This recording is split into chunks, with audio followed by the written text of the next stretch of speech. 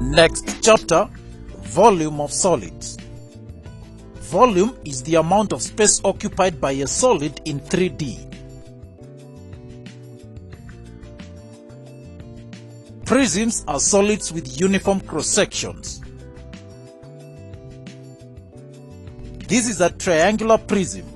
It has two identical faces parallel to each other. If we were to cut this solid parallel to these faces, we will see that the cross-sections obtained will be exactly like the two identical faces. This is a different prism. The cross-section now is a pentagon. A cylinder has a uniform circular cross-section. It is a circular prism. A pyramid is not a prism because the area of the cross-section reduces progressively upwards. A cone is similar to a pyramid except that it has a circular base. It is not a prism either. The general formula for finding the volumes of prism is volume is equal to cross-section area times length. For this triangular prism, the cross-section is a triangle, and so volume is equal to the area of the triangle times the length. Area of the triangle is equal to a half base times height. This is equal to a half times 9 times 10, and then we multiply by 11 to get volume, and so volume is equal to 495 cubic centimeters.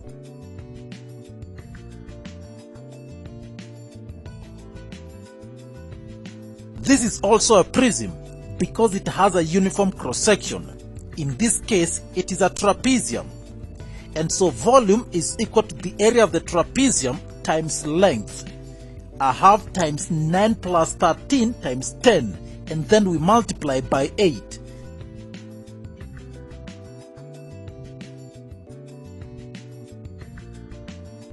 For a cylinder, the cross-section is a circle. In this case, the length will be the height. Volume is equal to area times height, that is pi r squared times height. Let's take an example. The cylinder is made up of a material 1 centimeter thick. The internal diameter is 12 centimeters and the height is 22 centimeters. If the cylinder is open at the top, calculate the volume of the material used to make it. The solution: to find the volume of the material, we find the entire volume and subtract the internal volume. We start with the external volume. If the material is 1 centimeter thick, then the external diameter is equal to 12 plus 1 plus 1, and that gives us 14 centimeters. Volume is pi r squared times height. That is 22 over 7 times 7 times 7 times 22, which gives us 3,388 cubic centimeters. Internal volume. When calculating the internal volume, you must bear in mind that the thickness of the material includes the base as well. And so the internal height is 22 centimeters minus 1, which gives us 21 centimeters. Volume will be equal to 22 over 7 times 6 times 6 times 21, and that gives us 2,376. Volume of the material is equal to 3,388 minus 2,376, and that gives us 1,012 centimeter cubed.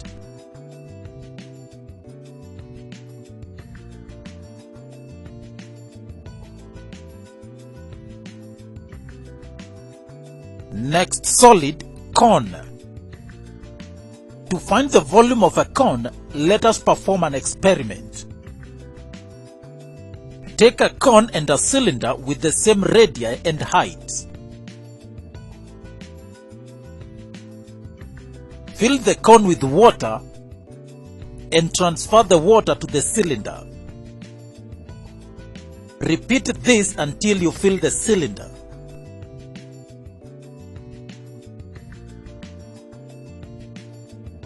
You will notice that 3 cones are needed to fill the cylinder. It follows therefore that the volume of the cylinder is 3 times that of the cone. Put in another way, the volume of the cone is 1/3 that of the cylinder. Volume of the cylinder is given by pi r squared times height. It means therefore that the volume of a cone is given by 1/3 pi r squared times height. This is the formula for finding the volume of a cone.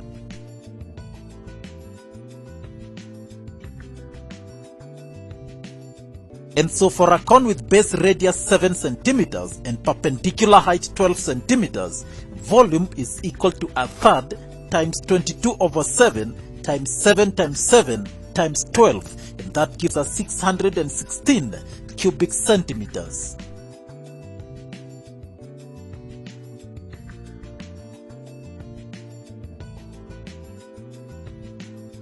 Next, frustum. A frustum of a cone is created by slicing the top of the cone. So when we cut a right circular cone with the plane parallel to the base of the cone, then the solid shape between the plane and the base of the cone is called the frustum of the cone. Chopping also produces a smaller cone. The smaller cone is similar to the large original cone. Therefore, the ratio of their sides is proportional. Using the concept of similarity, calculating the volume is easy. Volume of the frustum is equal to the volume of the large cone minus the volume of the small cone. Let's take an example. Find the volume of this solid.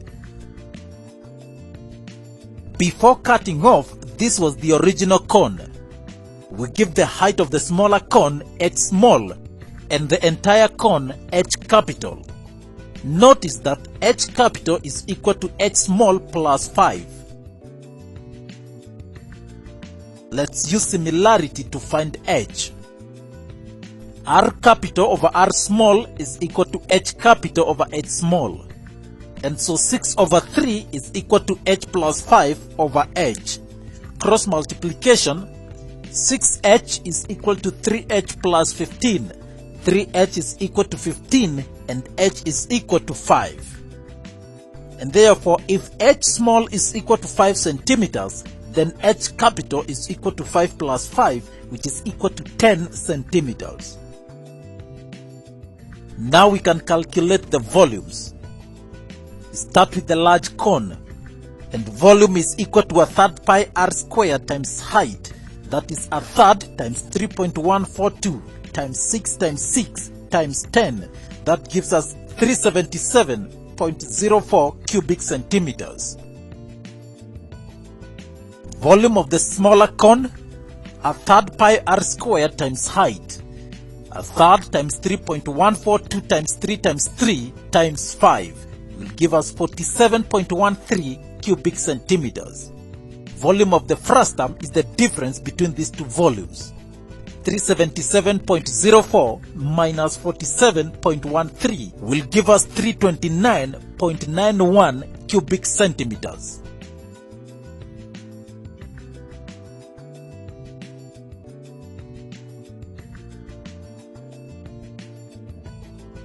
There is another direct method of calculating the volume of the frustum without having to calculate the volumes of the small and large cones. Consider a frustum of a cone with base radius r capital, top radius r small, and a height of h. Volume of the frustum is equal to 1/3 pi h into r capital squared plus r small squared plus r times r. Let's try the formula with the solid.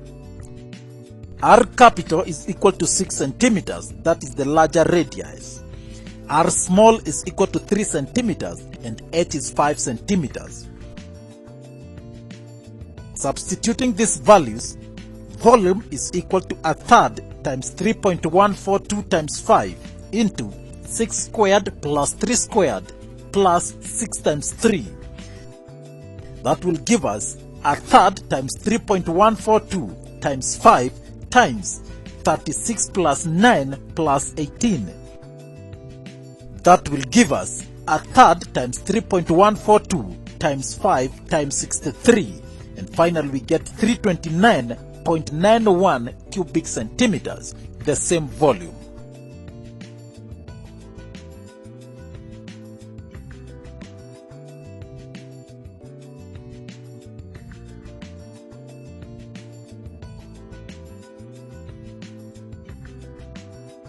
Next, solid pyramid. A pyramid is similar to a cone, only that a cone takes a circular base, but a pyramid can take any shape, with the simplest being a triangle.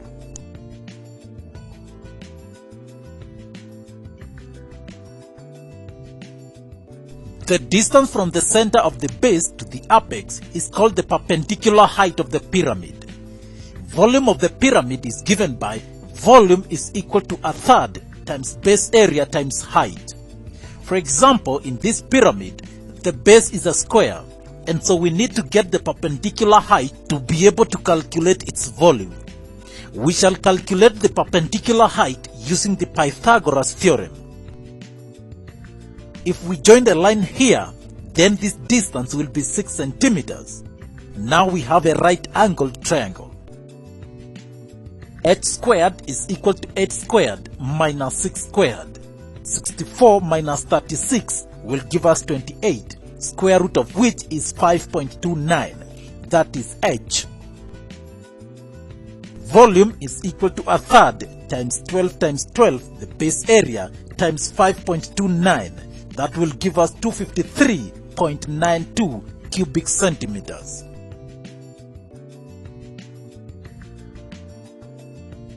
Cutting off the pyramid at a given point along the perpendicular height results into a frustum.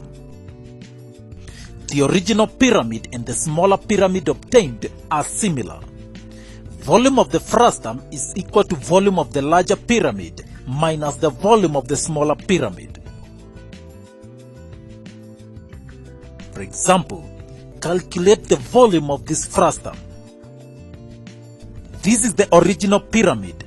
Let's give this height h capital and this small one h small. We see that h capital is equal to 15 plus h small. And so using similarity concept, 8 over 12 is equal to h over h plus 15.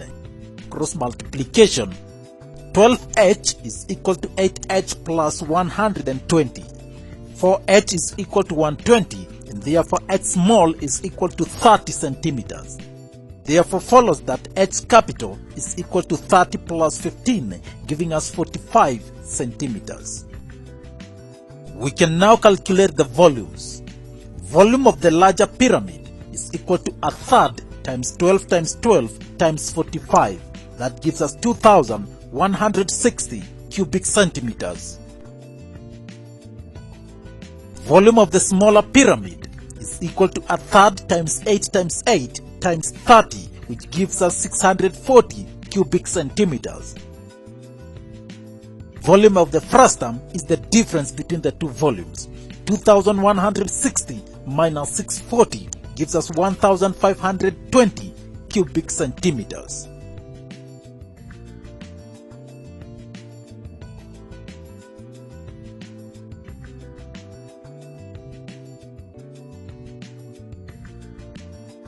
Lastly is the volume of a sphere.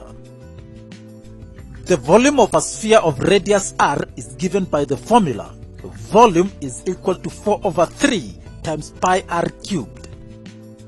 For example, the volume of a sphere of radius 28 centimeters is equal to 4 over 3 times 22 over 7 times 28 times 28 times 28. That gives us 91,989.33 cubic centimeters. The volume of a hemisphere is given by half the volume of a sphere. That is 2 over 3 pi r cubed.